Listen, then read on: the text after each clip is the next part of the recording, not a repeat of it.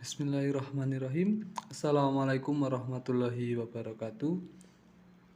Perkenalkan, nama saya Edi Sulistyo, mahasiswa kampus Institut Islam Nahdlatul Ulama Kabupaten Temanggung, Prodi Manajemen Pendidikan Islam. Pada video kali ini saya ingin sedikit memaparkan materi mata kuliah Sistem Informasi Manajemen.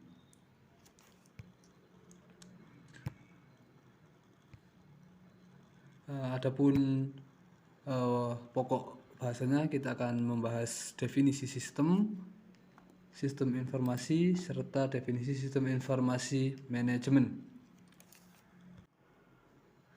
di mana kita akan membahas tentang definisi sistem, definisi informasi, definisi manajemen, definisi sistem informasi, dan definisi sistem informasi manajemen. Lanjut ke materi pertama mengenai sistem. Definisi. Sistem merupakan sekumpulan unsur elemen yang saling berkaitan dan saling mempengaruhi dalam melakukan kegiatan bersama untuk mencapai tujuan. Dalam definisi lain, suatu jaringan kerja dari prosedur-prosedur yang saling berhubungan, berkumpul bersama-sama untuk melakukan suatu kegiatan atau untuk menyelesaikan suatu sasaran tertentu. Konsep dasar sistem. Definisi sistem: sekumpulan unsur, elemen, kegiatan, prosedur yang saling terpadu dan bekerja sama satu sama lain. Keberadaannya membentuk sebuah fungsi untuk mencapai tujuan. Jadi sistem itu harus ada sekumpulan elemen atau sekumpulan unsur, kegiatan, prosedur, dan itu mencapai tujuan. Jika sebuah elemen tidak ada tujuan, itu pun belum bisa dikatakan sebagai sistem. Contoh pertama tentang sistem komputer. Sistem komputer memiliki unsur keyboard, CPU, monitor, mouse, printer, modem. Tujuannya untuk apa? Untuk pengolahan data, untuk pengolahan kata. Kemudian sistem tubuh. Unsurnya ada organ tubuh. Organ tubuh itu ada jantung, ada otak, ada hati, terus ada panca indera. Panca indera ada lidah, ada kulit. Kemudian tujuannya yaitu untuk kelangsungan hidup, untuk bergerak. Itu contoh yang kedua. Contoh yang ketiga, sistem pabrik. Itu ada orang, ada mesin, ada order. Kemudian tujuannya itu untuk memproduksi. Jadi kunci sebuah sistem itu ada unsur yang keberadaannya itu saling terpadu dan bekerja sama. Kemudian keberadaannya membentuk sebuah fungsi guna mencapai tujuan. Jadi fungsi itu digunakan untuk mencapai tujuan. Misal komputer itu kan inputnya sebuah data. Terus sistem tubuh itu bisa input makanan. Seperti itu.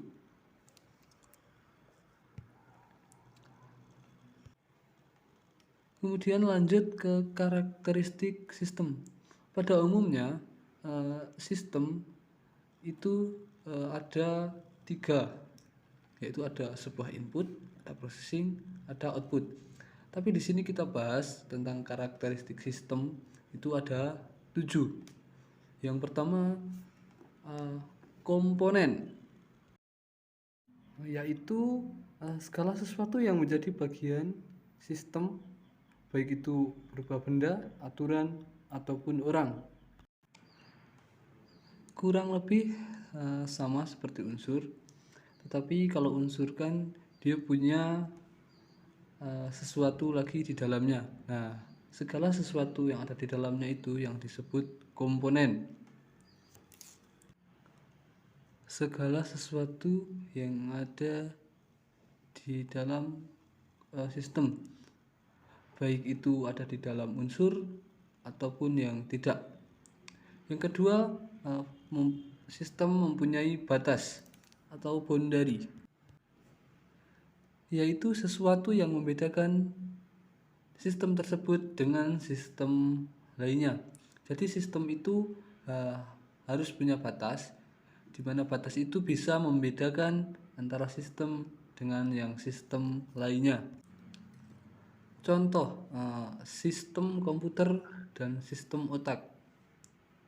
Meskipun kedua sistem itu sama-sama punya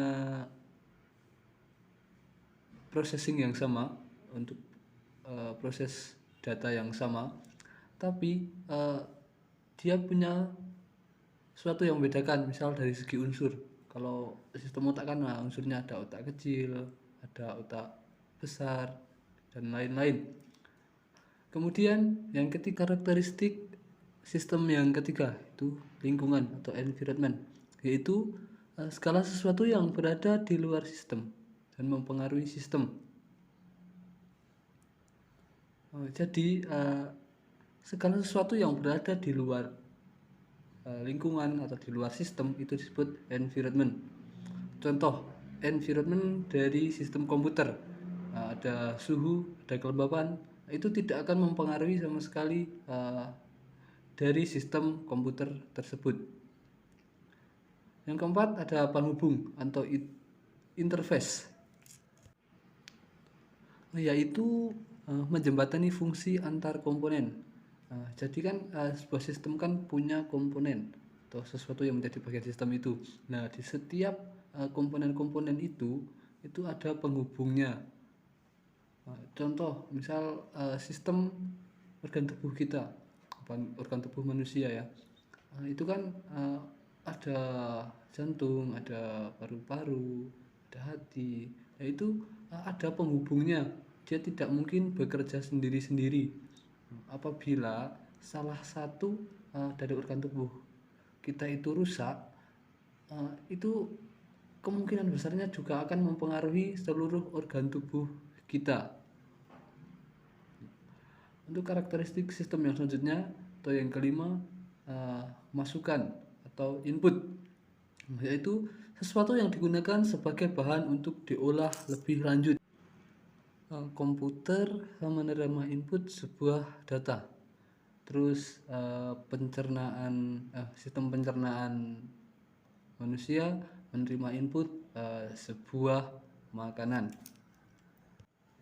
Kemudian karakteristik sistem yang selanjutnya ada pengolahan atau processing, yaitu kegiatan memproses bahan masukan menjadi hasil keluaran. Itu proses utama ya. Terus kemudian selanjutnya ada keluaran atau output, yaitu berbagai macam bentuk yang dihasilkan melalui pengolahan. Contoh tadi seperti sistem pabrik ya, menghasilkan outputnya apa, misal kayak pabrik paku, itu outputnya ya paku. Pabrik semen, outputnya ya semen. Karakteristik selanjutnya sasaran atau objektif, yaitu sesuatu yang ingin dicapai dalam jangka panjang atau jangka pendek.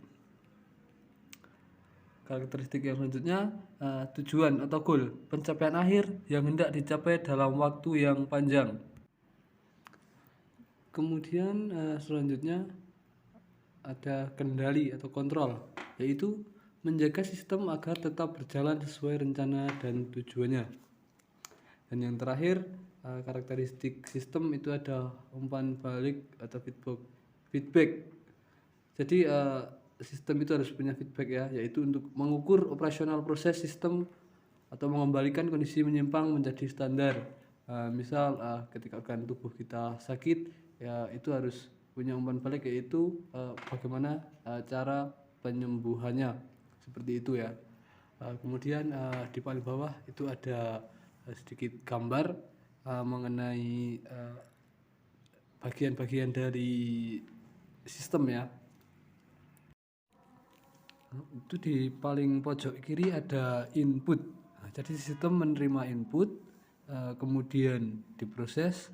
Dalam proses itu ada yang mengontrol, ada feedbacknya, kemudian tercapailah output.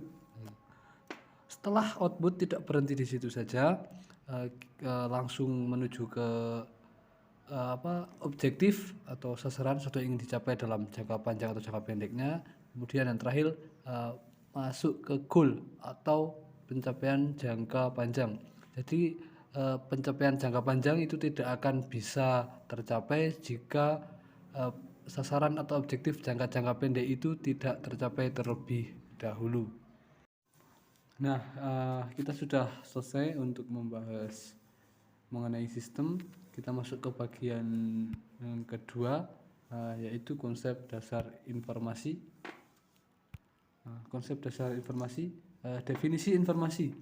Hasil pengolahan data yang sudah menjadi bentuk yang memiliki arti tertentu. Nah, jadi informasi itu bermula dari data, kemudian diolah, kata kuncinya itu menjadi arti tertentu. Jadi belum data itu masih hanya sebatas sekumpulan fakta yang menjadi bahan pengolahan lebih lanjut.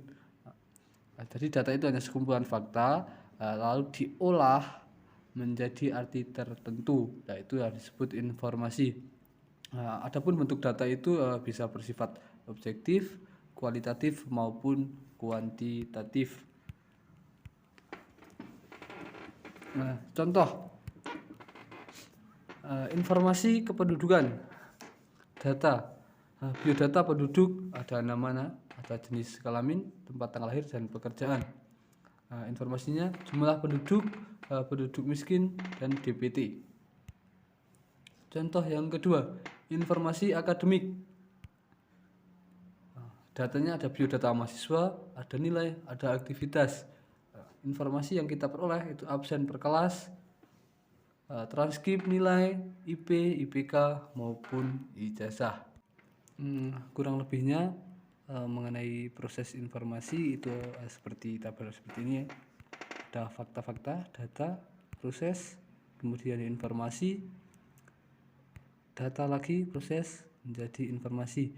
Jadi fakta-fakta itu dikumpulkan itu menjadi sebuah data, lalu data itu diproses, maka terjadi atau jadilah sebuah informasi.